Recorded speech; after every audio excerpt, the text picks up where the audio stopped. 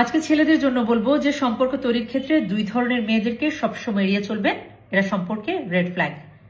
প্রথমটি হচ্ছে লোভী মেয়ে।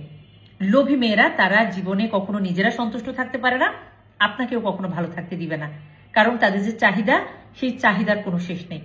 এবং একটা লোভী মেয়ে একটা ছেলেকে সারা জীবনেও সোজা হয়ে দাঁড়াতে দেয় না। তার যে চাহিদা সেই চাহিদা পূরণ করতে করতে একটা ছেলে জীবনে কখনো একটা শক্ত ভিত্তির উপর দাঁড়াতে পারে না, ফিনান্সিয়ালি কখনো স্ট্রং হতে পারে না, এবং মানসিকভাবে সে কখনো ভালো থাকতে পারে না। এই মেয়েগুলো সম্পর্কে সবসময় রেড ফ্ল্যাগ। আমি জানি অনেক আপুরাই আমার উপর হয়তো মন খারাপ করবেন কিংবা মনে মনে গালিও দিবেন অনেকে, কিন্তু এটা আসলে ট্রু ফ্যাক্ট যে একটা লোভী মেয়ের কারণে একটা ছেলে সারা জীবনে আসলে কখনো শক্ত ভিত্তির উপর দাঁড়াতে পারে না। ধরেন আপনার তাকে 5,000 টাকা দামের একটা শাড়ি দেওয়ার সামর্থ্য আছে, কিন্তু তার এক্সপেকটেশন হচ্ছে 50,000 টাকা। অথবা আপনার তাকে কক্সবাজার পর্যন্ত ঘুরিয়ে আনার সামর্থ্য আছে, কিন্তু সে চাচ্ছে সিঙ্গাপুর কিংবা থাইল্যান্ড যেতে। প্রতিদিন সে রেস্টুরেন্টে খেতে যেতে চাচ্ছে, প্রতিদিন নতুন নতুন শাড়ি, চুড়ি, গয়না, কসমেটিক্স, কিছু না কিছু চাহিদা তার লেগেই আছে। এবং এগুলো যদি আপনি তার চাহিদা অনুযায়ী পূরণ করতে না পারেন, তাহলে আপনাকে সে মানসিকভাবে ভালো থাকতে দিবে না, আপনাকে এক ধরনের হীনমন্যতায় ভোগাবে, আপনার সাথে এক ধরনের কলহ তার সবসময় লেগেই থাকবে, কারণ তার সকল আনন্দ সকল খুশি ওই চাকচিক্যের মধ্যে, ওই লোভ তার মধ্যে সবসময় থাকে, এবং লোভ দেখানো একটা বিষয় সবসময় তার মধ্যে কাজ করে। তো এই ধরনের মেয়েরা সম্পর্কের ক্ষেত্রে সবসময় রেড ফ্ল্যাগ।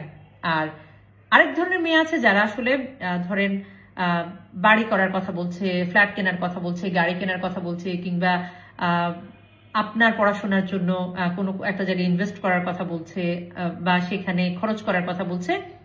সেটা কিন্তু লোভ না, সেটা মানে হচ্ছে মেয়েটা বৈষয়িক বা মেয়েটা সাংসারিক। সে আপনাদের দুজনের যে যৌথ সংসার, সেই সংসারটাকে ভবিষ্যতে সিকিউর করার জন্য সে এগুলো ভাবছে, কিংবা দুজনের সংসারকে কিভাবে সুন্দর করা যায় সেটার জন্য ভাবছে।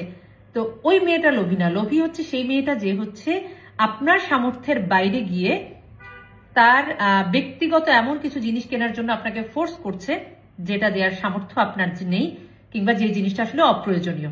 তো এই ধরনের মেয়েদের থেকে আসলে সবসময় দূরে থাকা উচিত, এবং যদি কোনো ধরনের কমিটমেন্ট দিয়ে না থাকেন তাহলে আসলে আগেই এই ধরনের মেয়েদেরকে এড়িয়ে চলা উচিত।